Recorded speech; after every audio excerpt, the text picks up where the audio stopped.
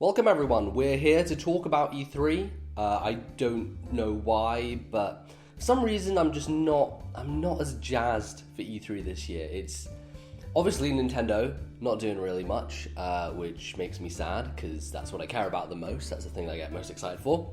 So them just having Zelda, of course, great, really good, but not what I wanted this year. So we're going to talk about the three big peoples, that's being the Microsoft, Sony, and the Nintendo. I'm going to kick off today with Microsoft, and I'm just going to kind of focus on the things I care about, maybe.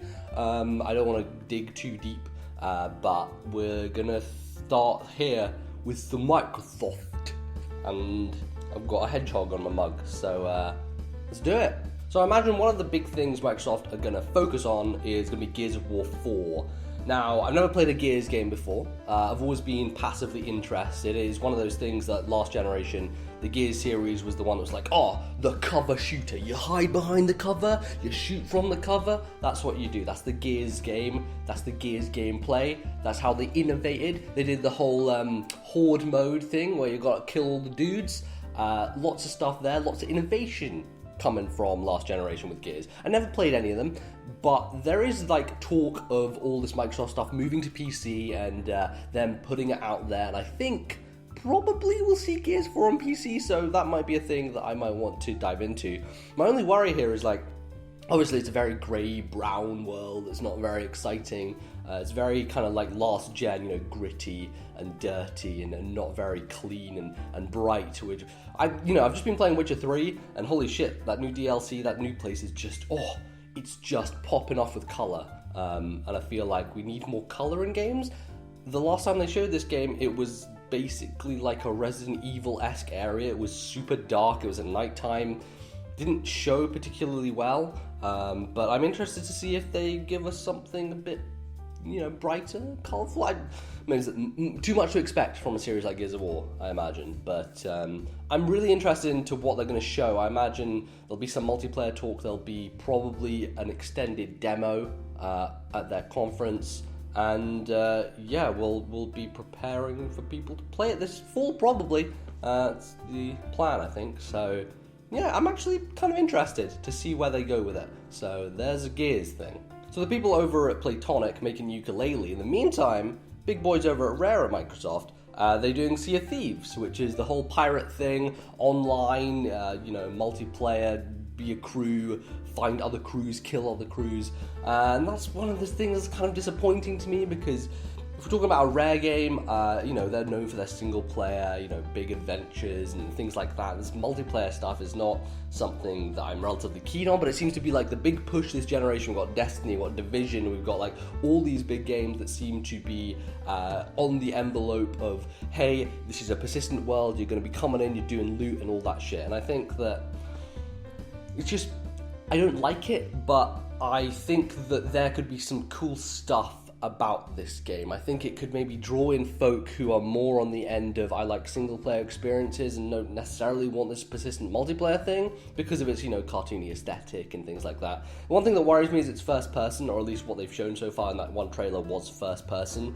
and I have issues sometimes with motion sickness with first person games. So that could be a thing that's a problem.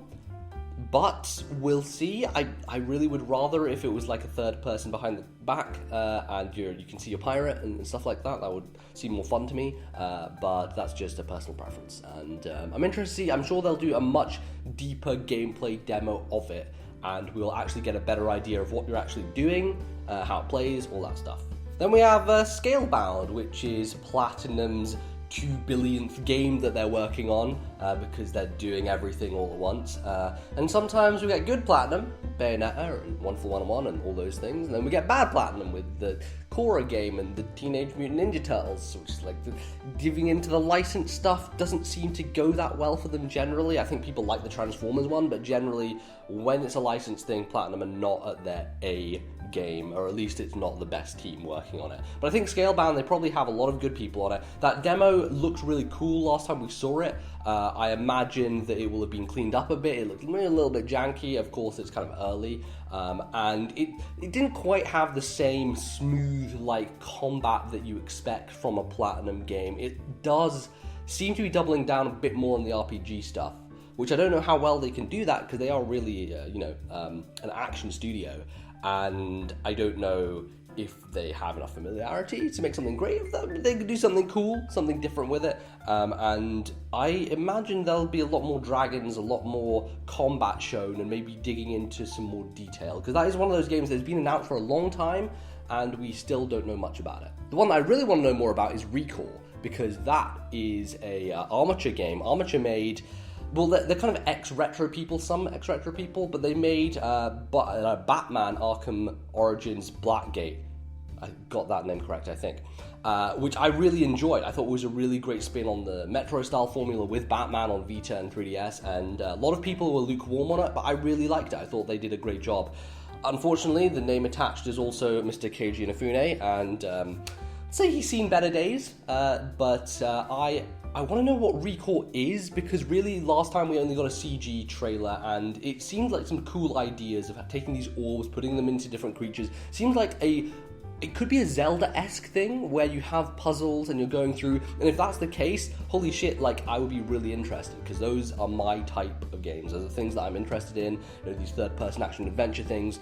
Recall is a game that could really do it, and I hope they have a full demo, some full gameplay, so that we actually know what this game is, because it could be cracking. But really, when it comes down to it, I think the most interesting thing is on the hardware front. We have the idea of the PS4 Neo in their camp, and obviously Xbox are doing what is now called a Scorpio, which is their solution, which seems to be way more powerful than the Neo, but they also are potentially going to be announcing a slim version of the Xbox One for holiday this year.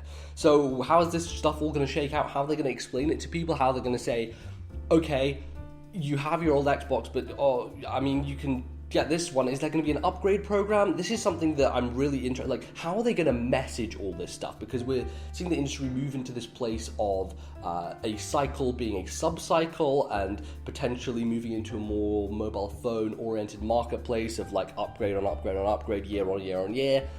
Does that make sense? Is there something to do with contracts that they subsidize them? That, like, there are things that are so unknown about this model moving forward that I really want to find out about, and I'm very curious. And I think more than any game, more than anything else at this year's E3, I think discovering what the hell is happening with these half-step hardwares is going to be the big headline, because it could be disastrous for both companies if they don't message it right. It could be a terrible thing, and you get to this point where you start thinking, well, if these guys are just upgrading constantly and I'm upgrading constantly, surely it makes more sense to just go the PC route. And I understand there are people who don't want to go the PC route because it's too complicated to build your own. Alternatively, you can just go to a website and get one built for you. What I did, not very difficult. It just seems like I understand that mentality, but also PC's there. It's pretty good. It's better than consoles, like, a lot of the time. So what are these half steps even doing? I don't know, but I'm sure we'll find out. And so that's pretty much it for Microsoft stuff. Not really any solid predictions. I just want to talk about things that I expect to be there, things that I'm curious about.